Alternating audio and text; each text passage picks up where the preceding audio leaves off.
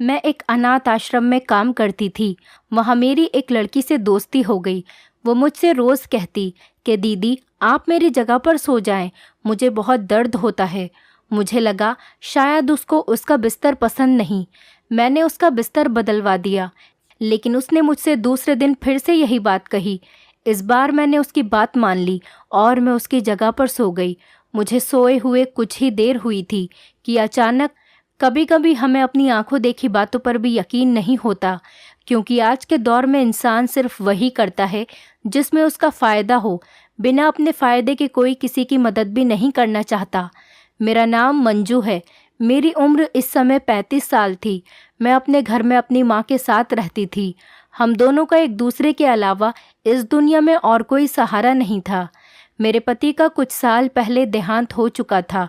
मेरे पति की मौत के बाद मैं अपनी माँ के घर वापस आ गई थी। बचपन में ही मेरे पिताजी का देहांत हो गया था। तभी से माँ ने मुझे अकेले ही पाला। मेरी शादी के बाद मेरी माँ भी अकेली रहती थी। मैं उनकी इकलौती औलाद थी।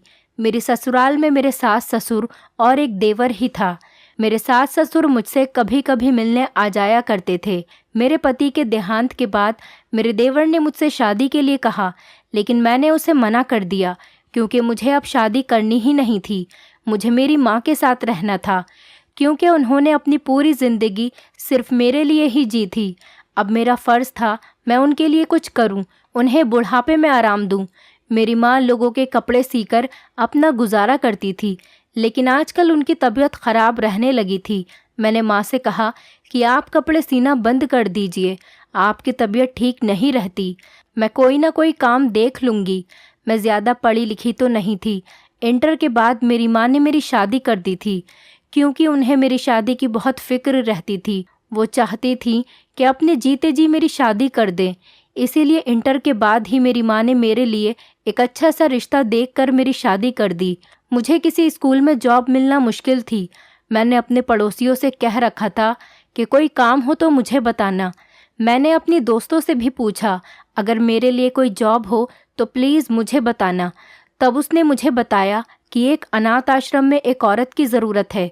मैंने उससे पूछा कि वहाँ पर क्या काम करना पड़ेगा। उसने मुझसे कहा कि उसे इस बारे में कुछ भी नहीं पता। उसे भी किसी ने इस नौकरी के बारे में बताया था, तो उसने सोचा कि वो मुझे बता दे, शायद मेरा काम बन जाए। फिर वो मुझसे बोली मैं खुद वहाँ चली जाऊँ और बात कर लूँ। मैंने उससे वहाँ का एड्रेस लिया और अगले ही दिन मैं अपनी माँ से कहकर अनाथ आश्रम चली गई। मैं जब वहाँ पहुँची तो वो एक घर की तरह बना हुआ था। मैं गेट के अंदर गई। वहाँ ग्राउंड में बच्चे खेल रहे थे। वहाँ पर कुछ बच्चे विकलांग भी थे। वो घर अंदर से काफ़ी बड़ा बना हुआ था। उसमें काफ़ी कमरे थे। वहाँ एक छोटा सा कमरा बना हुआ था जहाँ वॉचमैन रहता था।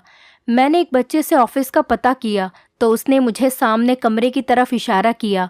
मैं वहाँ पर चली गई। अंदर देखा तो वहाँ पर एक मैडम बैठी थी।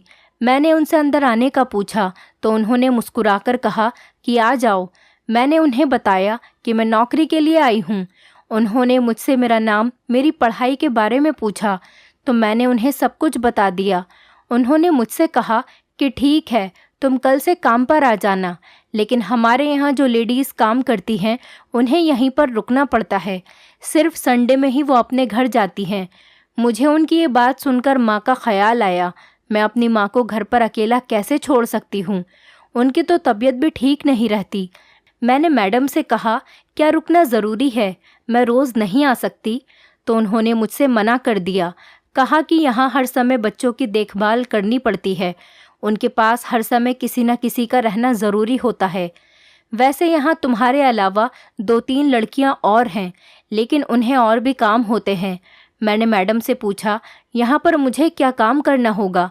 मैडम ने कहा, यहाँ तुम्हें रुकना पड़ेगा, क्योंकि बच्चों को खाना खिलाने की और पिलाने की जिम्मेदारी तुम्हारी ही होगी और तुम्हें बच्चों का ख्याल रखना होगा।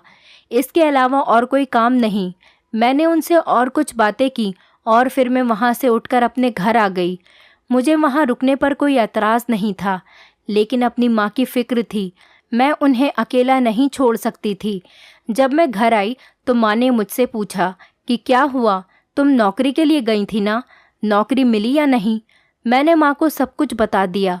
माँ ने कहा, अगर तुम्हें ये नौकरी पसंद आई है और पैसे भी सही मिल रहे हैं तो तुम ये नौकरी कर लो, मेरी फिक्र मत करो, मैं अकेले रह लूँगी। मैंने उनसे कहा कि आपके लिए खाना कौन बनाएगा, मुझे वहाँ 24 घंटे रहना होगा। माँ ने कहा तुम फिक्र मत करो, मैं अपने लिए खाना खुद बना लूँगी, वैसे भी मैं सारा दिन खाली ही तो रहती हूँ। तुमने मेरा सिलाई का काम भी छुड़वा दिया है, क्या मैं अपने लिए खाना भी नहीं बना सकती? मैंने कहा ठीक है, पर आप अपना बहुत ख्याल रखना और दवाई भी समय से लेती रहना। मैं अपने कमरे में आई, मैंने अपनी अलमारी से अपने कुछ कपड़े निकालकर बैग में रख लिए और कुछ ज़रूरत का सामान भी रख लिया। अगले दिन मैं अपनी माँ से मिली और अनाथ आश्रम के लिए निकल गई। मैं वहाँ जाकर मैडम से मिली। मैडम ने मुझे मेरा काम समझा दिया, मुझे मेरा कमरा भी दिखा दिया। मैं अपने कमरे में गई और मैंने अपना सामान और अपने कपड़े वहाँ पर रखे। उस कमरे में मेरे साथ वो तीनों लड़कियाँ भी रहती, लेकिन उस समय कमरे में कोई नहीं था। मैंने थोड़ा सा आराम किया, फिर मैं बाहर आ गई। बाहर मुझे वो लड़कियाँ मिली जो यहाँ पर काम करती थीं। वो तीनों लड़कियाँ ही थीं। उनमें से एक का नाम रीमा था और दूसरे का नाम रवीना था। पहले मैं उनसे मिली, अपने बारे में बताया, उन्होंने भी मुझे अपने बारे में बताया। हम बच्चों के साथ खेलने लगे। दोपहर के खाने का समय हो गया। एक कमरा था जिसमें बच्चे खाना खाया करते थे। हम उस कमरे में बच्चों को लेकर गए और बच्चों को खाना खिलाया। वहाँ पर एक आंटी खाना बनाने के लिए आती थी और खाना बनाकर चली जाती थी। दोनों टाइम का खाना बनाना और सुबह का नाश्ता बनाना उनकी ही जिम्मेदारी थी। बच्चों को पढ़ाने की जिम्मेदारी रीमा और रवीना की थी और मैं बच्चों के खाने पीने का ध्यान रखती थी। मेरा यहाँ पर अच्छा समय गुजर रहा था। बच्चे सारा दिन खेल में मगन रहते और साथ में पढ़ाई भी करते थे, लेकिन बच्चों को पढ़ाने के लिए उन्हें थोड़ी सी डांट लगानी पड़ती थी। मेरी यहाँ पर सबसे अच्छी दोस्ती हो गई थी। यहाँ रहकर मैंने एक बात नोटिस की थी, यहाँ रोज़ कोई ना कोई बच्चा अडॉप्ट होता था। रोज़ कोई ना कोई फैमिली किसी बच्चे को लेने के लिए आती थी और मैडम उनको बच्चा दे भी देती थी। सिर्फ बच्चे अडॉप्ट ही नहीं होते थे, यहाँ बच्चे आते भी बहुत ज़्यादा थे। कुछ लोग थे जो अनाथ बच्चों को यहाँ लेकर आते थे ताकि उनकी अच्छे से देखभाल हो सके। आंटी बच्चों का बहुत अच्छे से ख्याल रखती थी। उनकी वजह से बच्चों को रहने के लिए छत मिल रही थी और यहाँ मैडम बच्चों को हर चीज़ की सहूलत देती थी। मैडम बहुत अच्छी आदत की थी। उन्हीं दिनों वहाँ एक छोटी सी बच्ची जो कि 13 या 14 साल की होगी, उसका एक हाथ खराब था। वो जब से यहाँ पर आई थी बहुत डरी सहमी रहती थी, किसी से कोई बात भी नहीं करती थी, वो खाना भी ठीक से नहीं खाती थी।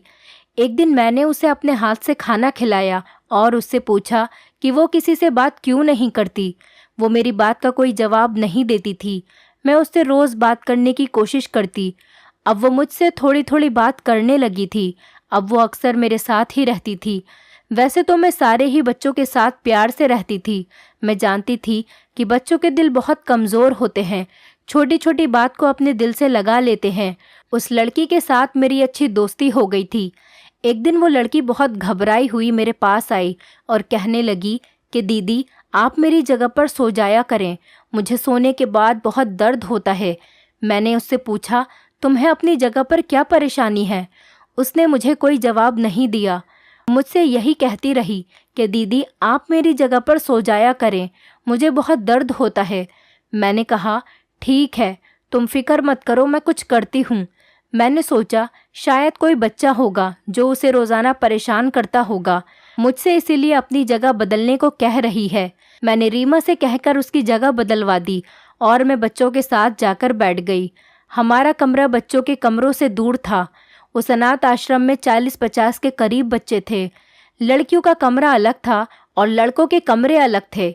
मैडम हर चीज़ का वहाँ खुद ख्याल रखती थी और बच्चों के लिए हर तरीके की सहूलियत थी।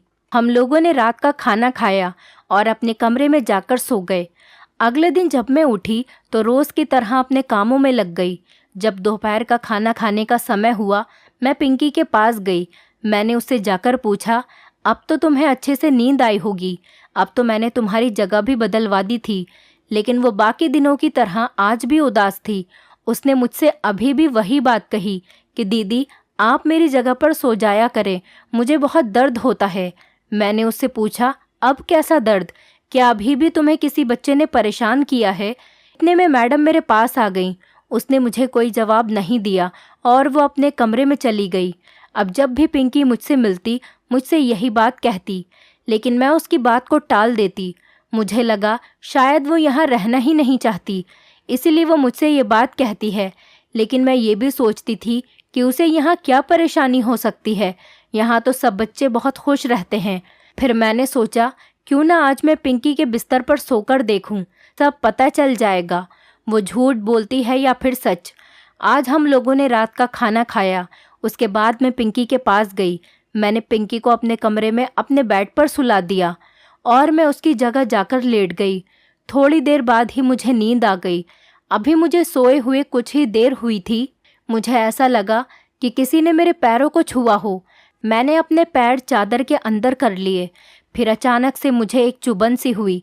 मैंने चादर हटाकर देखा तो मुझे वहाँ कुछ लोग नजर आए। वो लोग आपस में कुछ बातें कर रहे थे, लेकिन मैं उन्हें ठीक से नहीं देख सकी। उससे पहले ही मैं बेहोश हो गई। अगली सुबह जब मैं उठी तो मैं अपनी जगह पर ही सो रही थी। मेरे सर में हल्का सा दर्द था, आंखें लाल हो रही थी। मुझे अपनी तबीयत कुछ ख़राब लग रही थी। मैंने उठकर हाथ मुंह धोया और नाश्ता किया और दवाई ली और रोज़ की तरह अपने कामों में लग गई, क्योंकि मुझे रात के बारे में कुछ भी याद नहीं था। दोपहर के समय पिंकी मेरे पास आई और मुझसे पूछने लगी कि दीदी, क्या आपको भी दर्द हुआ था? मैंने उससे कहा, मुझे कोई दर्द नहीं हुआ, तुम सिर्फ मुझसे बहाना करती हो। आज से तुम अपनी जगह पर ही सोओगी और आगे से मुझसे ऐसी कोई बात भी नहीं करना। वो अपना छोटा सा मुंह लेकर कमरे में चली गई। मैं सोचने लगी कि आखिर मेरे साथ रात में हुआ क्या था, मुझे कुछ याद क्यों नहीं आ रहा था। अगले दिन संडे था। मैं अपने घर अपनी माँ से मिलने चली गई। जब मैं घर पहुँची तो मेरी माँ मुझे देखकर बहुत खुश हुई और मुझसे मेरी नौकरी के बारे में पूछने लगी कि मैं वहाँ खुश तो हूँ ना, मुझे ज़्यादा काम तो नहीं करना पड़ता। मैंने अपनी माँ को वहाँ के बारे में सब कुछ बताया और ख़र्चे के पैसे माँ के हाथ में दिए। मेरी माँ बहुत खुश हुई और मुझे दुआएं देने लगी। अगले दिन मैं अनाथ आश्रम के लिए निकल गई। वहाँ जाकर मैं अपने कामों में लग गई। शाम का खाना खाने के लिए जब हम लोग गए तो मैंने रवीना से पिंकी के बारे में पूछा। रवीना ने मुझे बताया कि तुम्हें नहीं पता, उसे तो एक आदमी ने अडॉप्ट कर लिया और वो कल ही उसे लेकर चले गए थे। मैं ये सुनकर बहुत उदास हुई, क्योंकि मैं पिंकी के बहुत करीब हो गई थी। लेकिन कहीं ना कहीं मुझे इस बात की खुशी भी हुई कि पिंकी को माता पिता मिल गए होंगे और अब वहाँ वो अच्छा जीवन व्यस्त करेगी। अब वो पढ़ लिख कर अपने जीवन में कुछ बन जाएगी। मुझे पिंकी की बहुत याद आती थी, लेकिन मैंने और बच्चों में अपने आप को बिजी कर लिया था। यहाँ मुझे एक बात बहुत हैरान करती थी। यहाँ रोज़ाना बहुत बच्चे आते थे और रोज़ाना ही बहुत से बच्चे अडॉप्ट कर लिए जाते थे, वरना लोग अनाथ बच्चों को गोद लेना नहीं चाहते और अगर लेकर भी जाते हैं तो उन्हें नौकर बनाकर रखते हैं।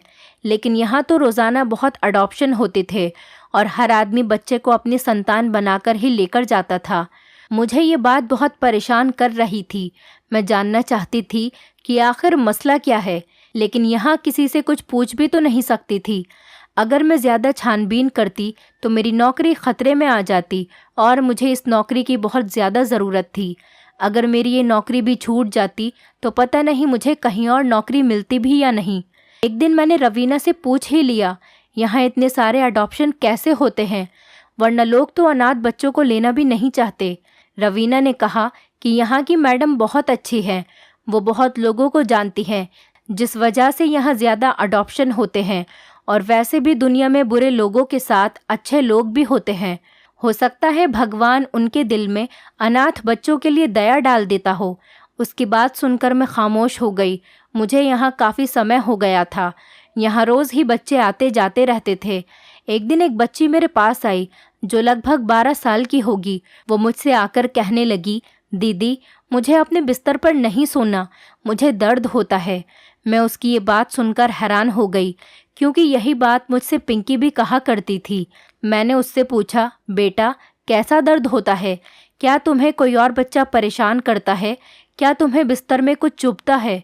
वो बच्ची रोने लगी और रोते रोते उसने मुझे बताया उसे ऐसा लगता है कि उसे किसी ने इंजेक्शन लगाया हो। फिर उसके बाद उसे कुछ याद ही नहीं रहता। जब वो सुबह उठती है तो उसे पूरे शरीर में दर्द होता है। मेरे दिमाग में ऐसी बात आई जो मैं सोच भी नहीं सकती थी। मैंने खुद से ही सवाल करके खुद ही जवाब दिया कि नहीं, ऐसा नहीं हो सकता। यहाँ ऐसा कौन कर सकता है?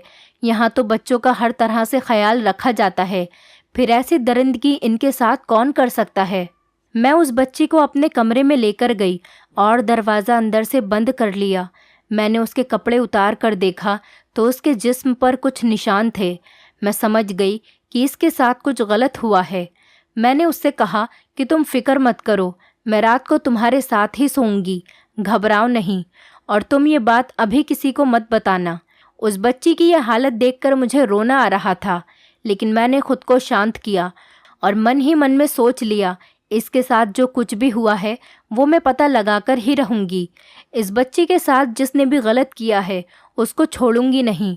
जब रात हुई तो मैं बच्चों के कमरे में जाकर उस लड़की से थोड़ी दूरी पर लेट गई। मैंने किसी को इस बारे में कुछ भी नहीं बताया था। मैंने अपने ऊपर एक चादर ढक ली। मुझे नींद नहीं आ रही थी। आधी रात होने को आई थी। रात के 2 बजे का समय था। तभी मुझे किसी के दरवाज़ा खोलने की आवाज़ आई। जब मैंने चादर से चुपके से देखा, वहाँ पर 2 आदमी उस बच्ची की तरफ आ रहे थे। वो दोनों आदमी उस बच्ची के पास गए और उसका मुंह बंद किया, फिर उसके इंजेक्शन लगा दिया। कुछ देर के बाद उसको गोद में उठाकर कमरे से बाहर निकल गए।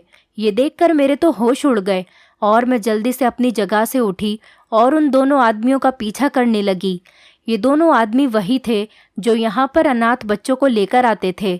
मैंने सोचा कि मैं ये बात मैडम को बताती हूँ, लेकिन मैं जब तक मैडम को जगाती और सब कुछ उनको बताती तब तक तो वो लोग निकल जाते।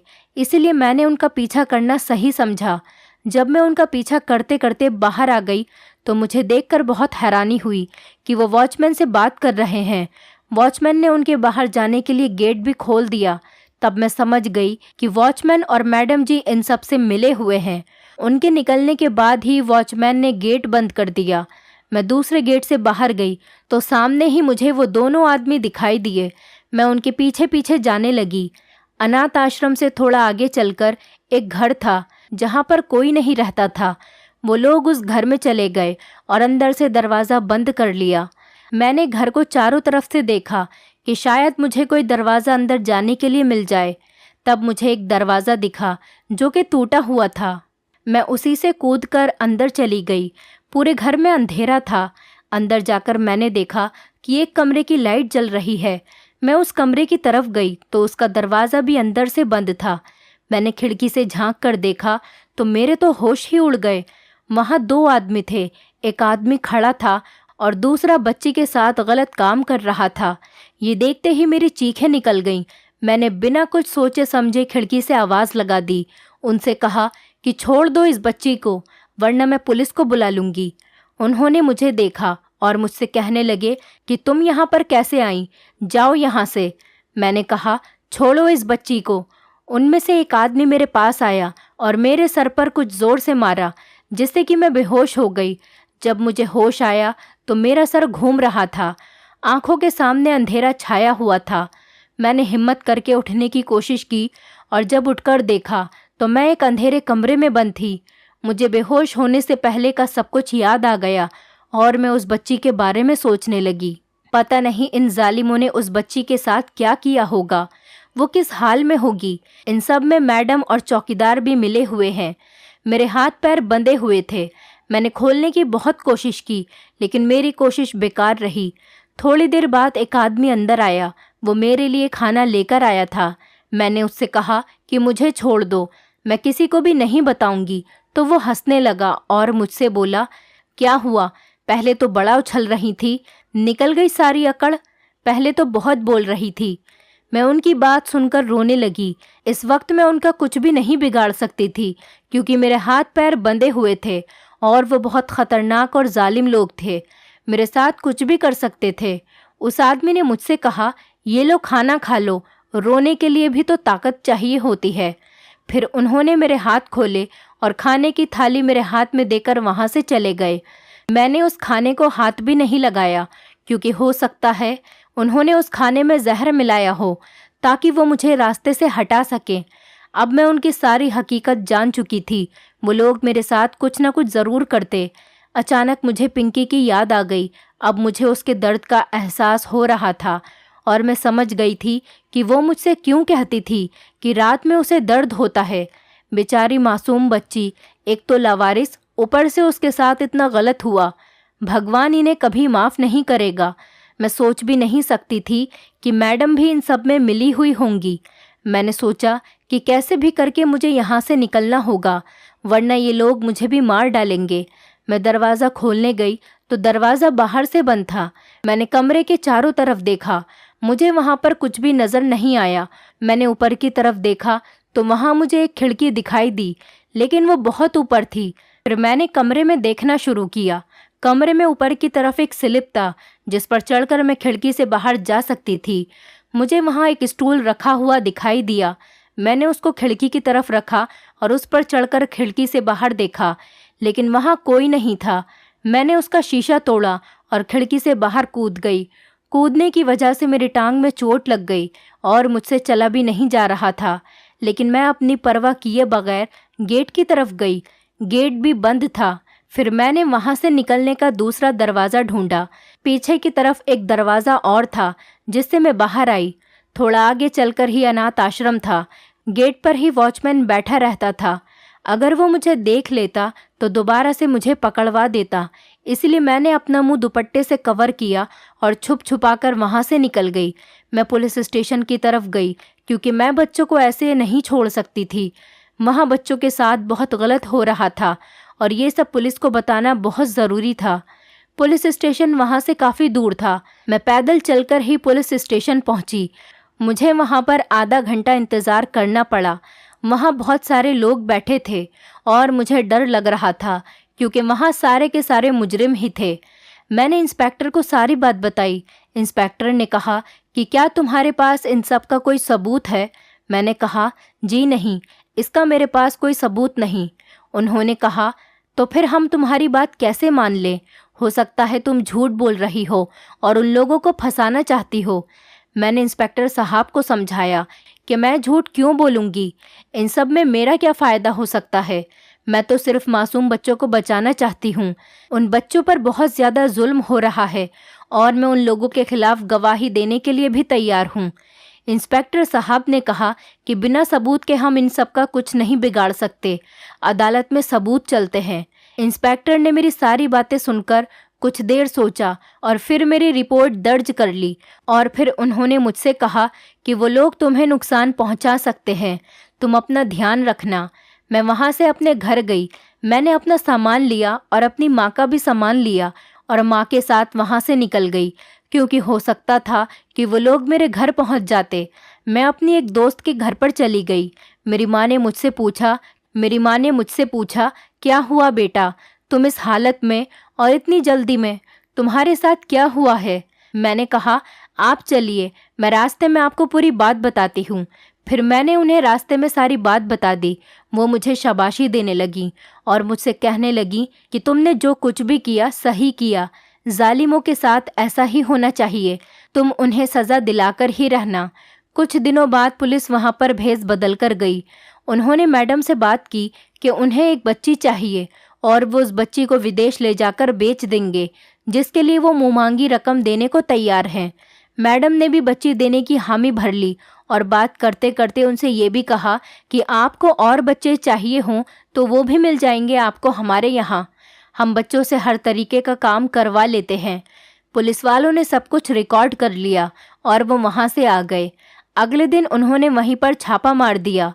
मैडम, वॉचमैन और उन 2 आदमियों को भी गिरफ्तार कर लिया।